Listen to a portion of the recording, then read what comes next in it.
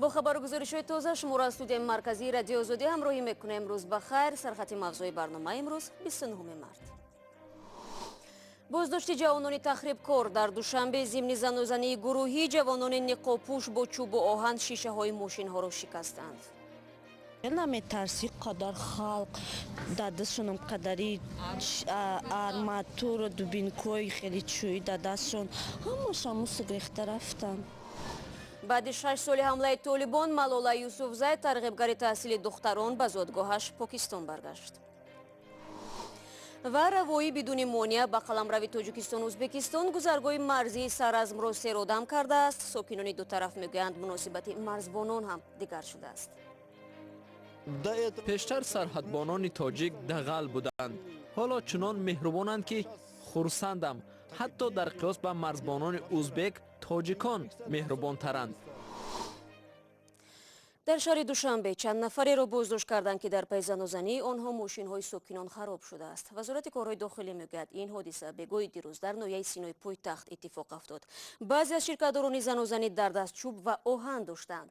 همکاران ما به محل حادثه رفتند و با شاهدان آن صحبت کردند. آواز ترق پرخ شد. بعد برآمدیم نگاه کردیم که همیشه یک گروه بچه ها همون طرف دویدن طرف بالا. چند سالگی بود؟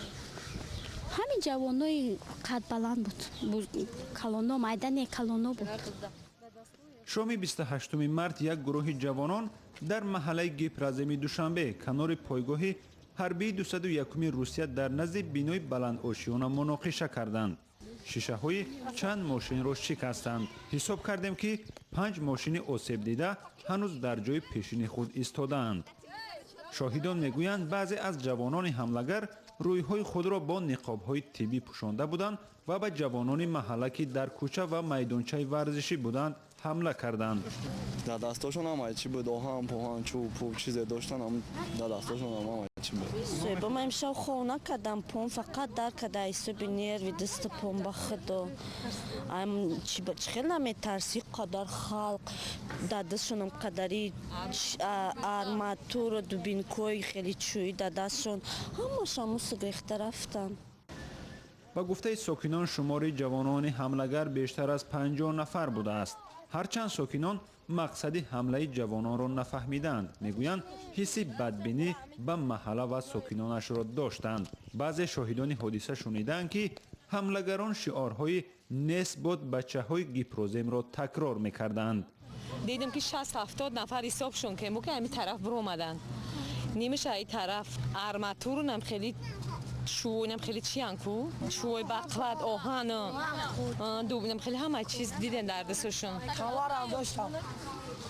مقامات کارهای داخلی میگوید که بعد چند لحظه به جای حادثه حاضر شده چند نفر را در رابطه با زنازنی بازداشت کردند. از این جوانان تا حال نام برده نشده است، ولی مقامات تایید کردند که این گروه مکتبخوان و دانشجویان بودند.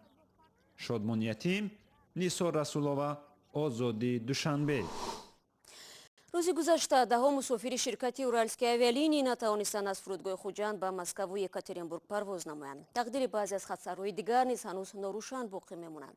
مسئولان شرکت اورالسکی авиалинии به مسافران انتظار پرواز گفتند که به تأخیر با عیب این شرکت نیست و باید آنها از مقامات تاجیک دامنگیر باشند. میرزا نبی خالقزاد با جزئیات این موضوع.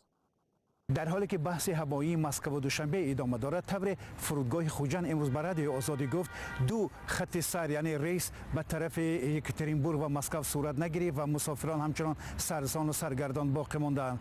در عین زمان طوری که نماینده اورالسکی авиалинии روسیه امروز به رادیو آزادی اطلاع داد، از طرف مسکو باید به طرف خوجند 3 ریس دیگر باید صورت میگرفت، ولی این پروازها عملی نشدند و همچنان باعث هنوزم سرسانی و سرگردانی مسافران در تالارهای انتظار فرودگاه های این دو شهر باقی مانده است. شرکت هوایی روسیه اورالسکی авиалинии در یک اظهارات خودش در میانه های ماه مارت ذکر نمود که جانب تاجیکستان 50% پروازهای آن را به تاجیکستان کاهش داده است. اما جانب تاجیکستان نیز در صحبت با رادیو آزادی ذکر نمود که جانب روسیه شرایط پروازهای دو جانب را در سطح موازنه یا پریتیت رعایت نمیکند. از این رو جانب تاجیکستان مجبور است تا با انجام این مسئله آنها از پروازهای روسیه خصوصا شرکت اورالسکی اویالینی که فعال است خودداری کنند. بار اول نیست که میان شرکت‌های هوایی تاجیکستان و روسیه چنین بحثا برمیخیزد. در سال گذشته نیز عیناً با همین سبب و با همین دلیل ها همین گونه بحث‌های سر زدند و تا هنوز با همان سبب ها ادامه دارد و جانب ها هیچ به نتیجه مثبت نرسیدند و ما انتظار هستیم که کی این مسئله رای مثبت خودش را پیدا میکند. ضمناً امروز انتظار می رود که یکی از خط سیرهای خوجند چلم صورت بگیرد، ولی هنوز معلوم نیست که آیا این پرواز صورت میگیرد یا نه و در هر حالت ما شما را بینندگان از در جریان خواهیم گذاشت. таври мирзонабӣ холиқзод гуфт ҳамкорони мо дар душанбе ин мавзӯъро пайгирӣ доранд. хуб, интизор мешавем ва бароятон ҳатман хабар медиҳем. рӯ меорем ба мавзӯъҳои дигар. ҷани ҷосуси собиқи рус мегӯяд табибон ба шифо ёфтани Сергей Скрипал ва духтараш Юлия зиёд эътимод надоранд. рӯзи 28 март Виктория Скрипал дар суҳбат бо хабаргузории BBC гуфт пешбинии табибон хушҳолкунанда нест. ба қавли ин хонум, табибон шонси муолиҷаи Скрипал аз ҳамла бо гази фалаҷкунандаи асаб 1% аст ва агар табибон ҳаёти Скрипал ва духтарашро наҷот диҳанд ҳам ин ду нафар то абад маъюб хоҳанд монд. дар бораи ин пулиси Британия низ изҳорот паш кардааст. рӯзи чаҳоршанбе идораи полиси зидди террористии Британия иттилоъ дод ки собиқ ҷосуси Русия ва Британия Сергей Скрипал бо гази фалаҷкунандаи асаб дар назди даромадгоҳи манзили зисташ заҳролуд шудааст. дин ҳайдон, ҳамоҳангсози миллии мубориза бо терроризм дар Британия гуфт ба ақидаи онҳо бори аввал Скрипал дар даромадгоҳи манзилаш бо маводи фалаҷкунандаи асаб тамос дошт. ин аввалин ҳодисаи истифодаи силоҳи кимиёӣ пас аз ҷанги дуюми ҷаҳонӣ дар қаламравии Аврупо мебошад. Британия Владимир Путин президенти Русияро масъули суиқасд ба ҷони Скрипал унвон додааст. мамолики ғарбӣ пас аз ошкор шудани ин қазия 130 дипломати русро ихроҷ карданд. русия даст доштанаш дар ҳамла ба Скрипалро рад карда исрор меварзад ки хадамоти махфии Британия бо ҳадафи барангехтани иғво бар зидди Русия аз гази кимиёии новичок ки дар замони шӯравӣ тавлид шудааст кор гирифтаанд. Скрипали 66 сола ва духтари 36 солааш Юлия рӯзи 4 марти имсол дар ҳолати беҳушӣ дар канори фурӯшгоҳи шаҳри англисии Солсбери ёфт шуданд. як додраси Британия мегӯяд ба эҳтимоли зиёд мағзи сари Скрипал ва духтараш шифо намеёбад. тафтиши қазия идома дорад ва полис мегӯяд ки манзили зисти Скрипал дар маркази таваҷҷӯҳи муфаттишон аст. Сергей Скрипал соли 2004 бо ҷурми ҷосусӣ ба фоидаи Британия дар Русия зиндонӣ шуд. соли 2010 ӯро бо агентҳои рус ки Амрико боздошт карда буд, иваз намуданд. барномаро идома медиҳем. Малола Юсуфзай, духтаре аз водии ошӯбзадаи Своти Покистон ки ба як ҳомии шинохтаи ҳуқуқ дар арсаи ҷаҳонӣ табдил шудааст, баъд аз чанд сол ба зодгоҳаш баргашт. Малола ки ҳамеша ҷонибдори таҳсили духтарон дар Покистон буд, дар 20 соли умраш як зиндагии пуршӯреро аллакай таҷриба кардааст, аммо ӯ мегӯяд бо вуҷуди мушкилот ҳаргиз аз роҳе ки интихоб намудааст пушаймон нест. Хиромон Бақозода дар ин бора гузориш медиҳад. барандаи ҷоизаи Нобел ва як тарғибгари таҳсили духтарон Малола Юсуфзай баъди он ки 6 соли пеш аз тири туфанги толибон маҷрӯҳ шуд, тоза 29 март ба ватанаш Покистон баргашт. ҳамлаи толибон ба Малола посух ба таблиғи мактабу таҳсили духтарҳо дар Покистон. соли 2014 ва дар 17-солагӣ Малола Юсуфзай ҷавонтарин барандаи ҷоизаи сулҳи Нобел шуд ки барои тарғиби таҳсилу маориф ба мӯътабартарин ҷоиза дар ҷаҳон мушарраф шуд. ҳоло ӯ 20 сол дорад ва баъди ҳамлаи соли 2012 бори аввал аст ки ба Покистон меравад. дар ҳодисаи 6 соли пеш афроди мусаллаҳи ниқобпӯш ба автобусе ки бояд ӯву духтарҳои дигарро аз мактаб ба хона интиқол медод ворид шуда ба сараш тир кушоданд. ҳафтаи гузашта дар як паёмаш дар шабакаи иҷтимоии Твиттер Малола навишт ки мехоҳад ватанро зиёрат кунад. ҳоло ӯ дар Бритониёи Кабир зиндагӣ дорад. Let us pick up our books and our pens. иҷоза диҳед ки бигирем, иҷоза диҳед ки китобу қаламҳои худро бигирем. ин силоҳҳои қавитарини мо аст. як кӯдак, як омӯзгор, як китоб ва як қалам метавонад дунёро дигар кунад. таҳсил ягона роҳ ҳал аст. таълим бояд дар навбати аввал бошад. Education first. Thank you. малола аз минтақаи своти покистон аст. ин минтақаро толибон таҳти назорати худ дароварданд ва баъдан бо пахши изҳороте масъулияти ҳамла ба малоларо ба дӯши худ гирифтанд. дар изҳороти толибон гуфта шуд ки таблиғи таълиму маориф дар як блоги вебсайти урдузабони шабакаи ҷаҳонии BBC аз ҷониби малола боиси ташкили ин ҳамла шуд. толибон замони ишғоли минтақаи свот солҳои 2009 мактаби духтарҳоро оташ зада муқаррароти шадиди исломиро ҷорӣ карданд. дар бораи ин ҳама малола дар блогаш менавишт. баъди тадриҷан муолиҷа ёфтанаш духтараки покистонӣ бунёди малоларо таъсис дод ва ба таблиғи таҳсилу маориф дар покистону нигерия, урдуну сурия ва кения пардохт. дар оғози моҳи март бо пули ҷоизаи сулҳи нобел малола дар минтақаи шанглеи наздик ба свот мактаби нави духтарона бунёд кард. ҳоло малола дар донишгоҳи оксфорд таҳсил мекунад. бо ин ки малола яке аз маъруфтарин покистонӣ дар ҷаҳон шудааст, дар дохили кишвараш ӯро яксон қабул намекунанд. дар изҳороти бисёр муҳофизакорони покистонӣ малоларо барои паст задани эътибори миллат ва боло гузоштани нақши шахсияш гунаҳгор мекунанд.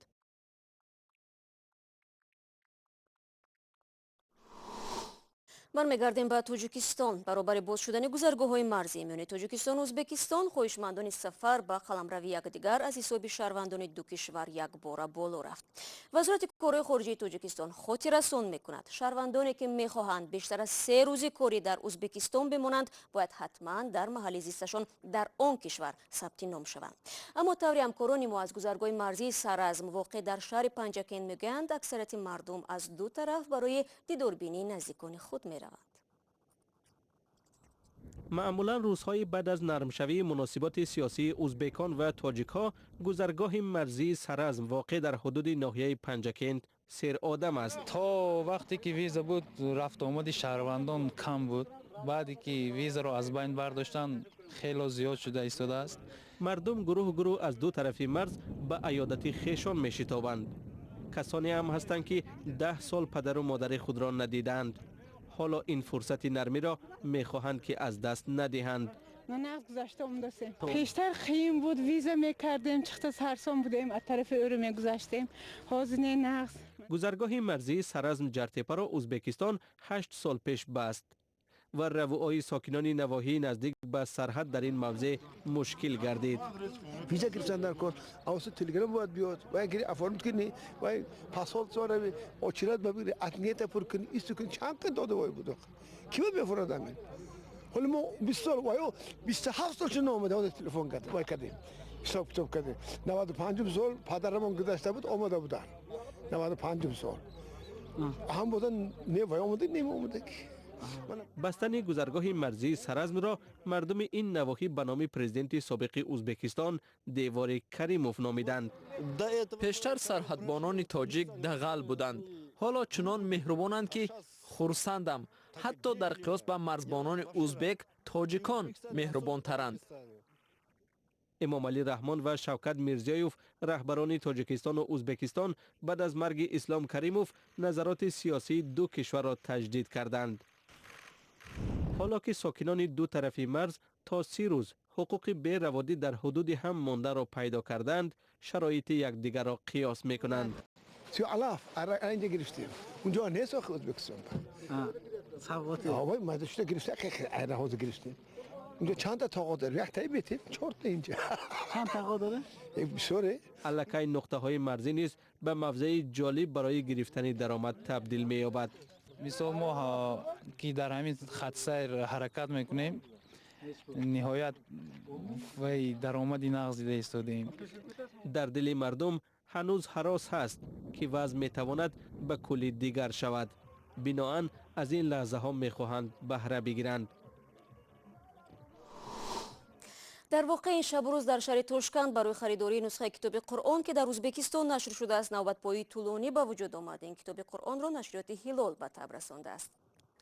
ضمناً در دکان‌های کتابفروشی تاجیکستان نیز کتاب قرآن و نامگوی دیگر از کتاب‌های مذهبی از سوی ساکنان زیاد خریداری می‌شوند. گذشته از این هنوز چند سال قبل با سرپرستی رئیس جمهور کشور چاپ کتاب قرآن با زبان تاجیکی راه‌اندازی شده بود. اگر خواهید در این باره معلومات بگیرید با صفحه ما بروید. تشکر برای همراهی و فردا شما را انتظار.